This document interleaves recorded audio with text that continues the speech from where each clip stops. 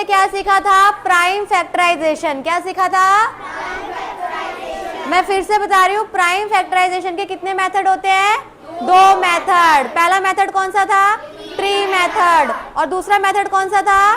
Division method. ठीक है, अब प्राइम फैक्टराइजेशन का यूज कर कर हम आगे सीखेंगे HCF। क्या सीखेंगे? HCF। ठीक है, अब HCF की जो फुल फॉर्म होती है वो क्या होती है? Highest common factor. क्या आपको पता है कॉमन फैक्टर का मतलब क्या होता है? हाईएस्ट का मतलब तो सबको पता है, हाईएस्ट का मतलब क्या होता है? सबसे ज्यादा, सबसे ज्यादा होता है। ठीक है, कॉमन फैक्टर का मतलब पता है आप लोगों को? देखो, अब एक इंपॉर्टेंट बात ध्यान से सुनना, इस कॉमन का मतलब क्या है? हम क्या एक सिंगल चीज में कॉमन ढूंढ सकते हैं? नहीं, हम हमेशा 2 चीजों में ही कॉमन चीजों को ढूंढते हैं। क्या करते हैं? 2 चीजों में या 3 चीजों में या 4 चीजों में ही हम कॉमन ढूंढते हैं। कभी हम एक सिंगल चीज में कॉमन नहीं ढूंढते। अगर मैंने यहाँ पे एक सिंगल टर्म लिखी और मैंने इसके फैक्टर कर दिए तो वो सिर्फ प्राइम फैक्टराइजेशन के अंदर आएगा। लेकिन वहीं पर अगर मैं 2 टर्म्स लिखूंगी, क्या लिखूंगी? 2 टर्म्स, तो इस 2 टर्म के अंदर मैं कॉमन फैक्टर ढूंढूंगी। क्या ढूंढूंगी? और फिर उसके अंदर कॉमन फैक्टर के अंदर जो हाईएस्ट नंबर होगा वो मेरा क्या होगा? Highest common factor. समझ आया? कभी भी सिंगल टर्म के अंदर आप HCF नहीं फाइंड कर सकते।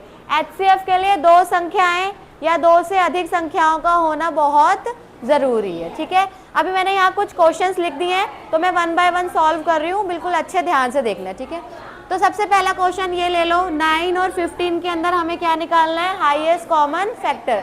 स्टेप बाय स्टेप करेंगे। ठीक है, तो आपका पहला स्टेप क्या होगा? इसका प्राइम फैक्टर करना है। क्या करना है? तो अभी ये ऑड नंबर है या इवन नंबर है? ऑड नंबर, तो ये 2 से तो डिवाइड होगा नहीं, तो ये किससे डिवाइड होगा? तो 3 3 जा 9, 3 1 जा 3, तो ये इसके प्राइम फैक्टर हो गए 9 के। अभी 15 के प्राइम फैक्टर कर लेते हैं, ये भी किससे जाएगा? 3 5 जा 15 और 5 1 जा 5। ये आपका हो गया पहला स्टेप। क्या हो गया? स्टेप 1। हमेशा आपको स्टेप्स में ही काम करना है। ठीक है, अभी सेकेंड स्टेप में आपको क्या करना है? इनके फैक्टर्स लिखने हैं। क्या लिखने हैं? 9 के फैक्टर क्या हो गए? 3 इंटू 3। 15 के फैक्टर क्या हो गए? 3 इंटू 5। स्टेप 3 में आपको क्या करना है? कॉमन फैक्टर लिखना है। क्या लिखना है? कॉमन फैक्टर का मतलब वो होता है जो दोनों में आता है। किस में आता है? अब यहाँ पे 3 आ रहा है, यहाँ पे आ रहा है 3 आ रहा है ना, तो ये कॉमन हो गया। क्या हो गया? तो मैं यहाँ लिख दूंगी 3। क्या लिख दूंगी? आया समझ इतना? सॉरी, यहाँ पे लिख दे, यहाँ पे मैंने लिख दिया 3। अब यहाँ पे 3 है, क्या यहाँ पे 3 है? तो कॉमन नहीं हुआ। यहाँ पे 5 है, तो यहाँ पे 5 है नहीं, तो हम इसमें सिर्फ कॉमन क्या हो गया? 3। स्टेप 4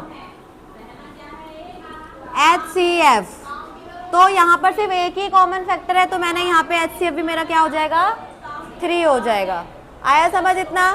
4 स्टेप में आपको सारे क्वेश्चन करने होंगे जब मैं आगे क्वेश्चन दूंगी आपको करने के लिए। ठीक है, तो अभी मैं एक क्वेश्चन और करवा देती हूँ आप लोगों को, ताकि आप लोगों को अच्छे से समझ आ जाए। ठीक है, अब हम करेंगे 12 और 18 का। किसका करेंगे? ध्यान से देखना, आप ऑलरेडी सीख चुके हो प्राइम फैक्टराइजेशन, तो उसके थ्रू आप HCF इजीली निकाल सकते हो। ठीक है, तो अभी मैं इसको 2 से डिवाइड करूंगी। 2 6 जा 2 3 जा 3 1 जा। अब मैं ये फटाफट कर रही हूँ क्योंकि आप लोगों को ये आता है, इसलिए इसको भी करेंगे। 2 9 जा 3 3 जा 3 1 जा। स्टेप 1। स्टेप 2 के अंदर हमें लिखने हैं फैक्टर्स। क्या लिखने हैं? इसका भी फैक्टर 2 इंटू 3 इंटू 3। अब स्टेप 3 में क्या करना है मुझे? बोलो। Common factor. वेरी गुड, मुझे सबकी आवाज आनी चाहिए। ठीक है, अब कॉमन फैक्टर देखो, यहाँ पे 2 आ रहा है, यहाँ पे भी 2 आ रहा है, तो ये कॉमन फैक्टर हो गया। मल्टीप्लाई में यहाँ पे 2 आ रहा है, क्या यहाँ पे आ रहा है 2 दोबारा? तो ये कॉमन नहीं हुआ। यहाँ पे 3 आ रहा है, यहाँ पे भी 3 आ रहा है, तो ये भी कॉमन हो गया। तो मैं मल्टीप्लिकेशन में यहाँ पे लिख दूंगी ये आपका स्टेप 3 है। अब स्टेप 4 में हमें क्या लिखना है, HCF। इसको मल्टीप्लिकेशन करके हमारा HCF निकल जाएगा, 3 2 जा, समझ आया।